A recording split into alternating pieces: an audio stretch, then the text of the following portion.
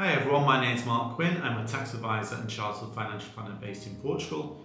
And in this video I'm going to look at the end of the Non Habitual Residence regime, the transitional set of rules whereby it's still possible to apply for NHR during 2024, and also what we're calling NHR 2.0, i.e. the new scheme that's been introduced to attract new residents to the country.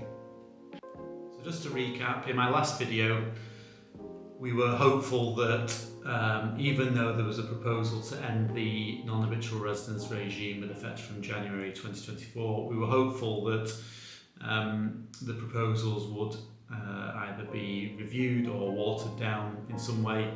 Unfortunately, the proposals were enacted, which meant that there's no longer the opportunity to apply for non-habitual residence after the 1st of January 2024.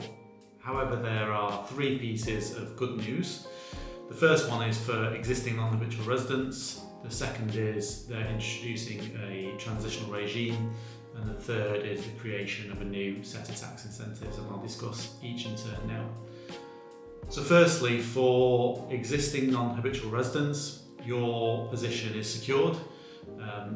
It's not possible to retrospectively cancel your benefits, so anybody that has NHR status now has it's business as usual. You still have the 10-year window to plan for. The only thing I would say for those of you in that position is just make sure that you're planning for the end of that 10-year period. Speaking from personal experience, I was a non-habitual resident until this year, so my 10 years has just been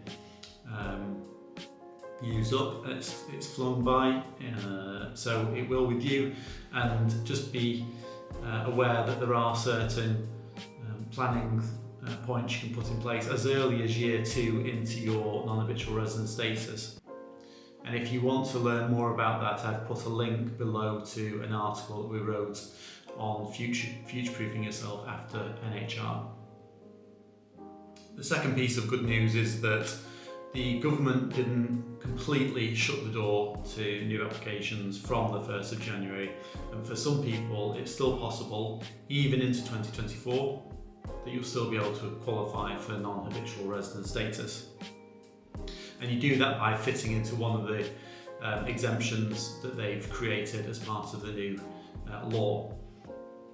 So you'll still be able to qualify for NHR if you fall into one of these categories.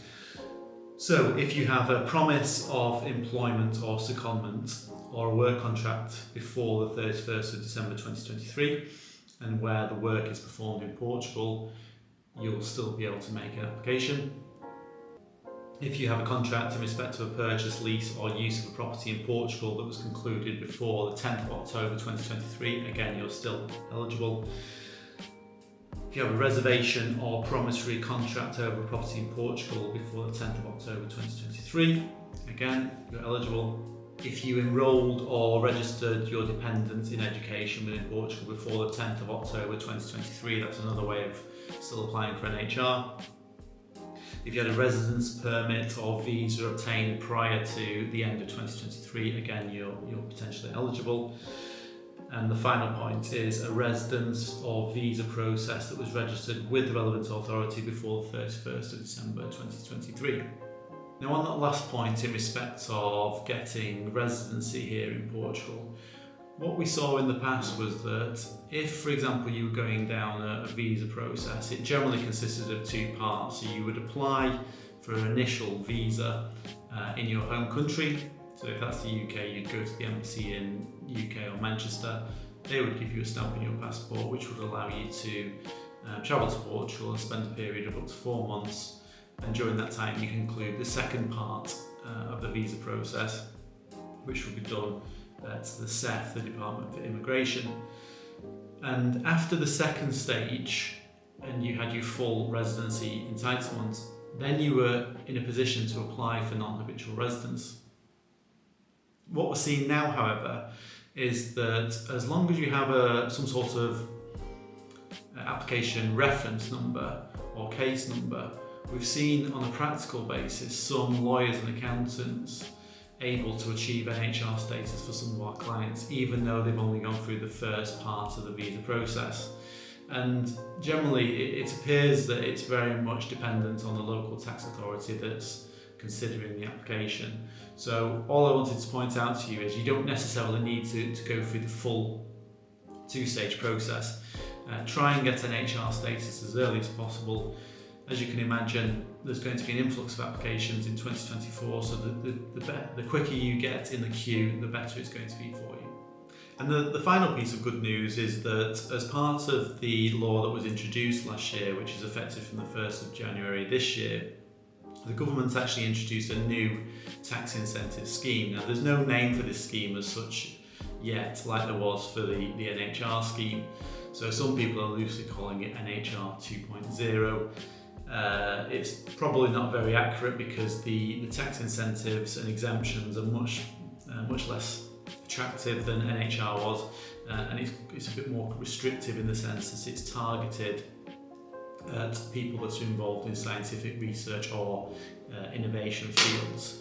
But there are interesting opportunities that are coming out of the initial review of the new proposals, and there could be some quite attractive planning opportunities for some of you. However, it is early days at the moment, and I will be doing a separate video on this where we're going to go into it in a lot more detail. So just to summarise, the ending of NHR isn't ideal. However, not existing non-habitual residents are unaffected. There's a transitional scheme enabling hopefully some of you to still apply for non-habitual residence during 2024. They've introduced a new version of the NHR scheme, if you like, which will hopefully still allow some of you to come here and do some quite effective tax planning. And the final point is that even without NHR or NHR 2.0, Portugal can be a tax efficient place for you to live. It very much depends on each individual's circumstances and objectives, and also the planning that you put in place around your affairs. I hope you found that useful, and I'll see you soon. Bye bye.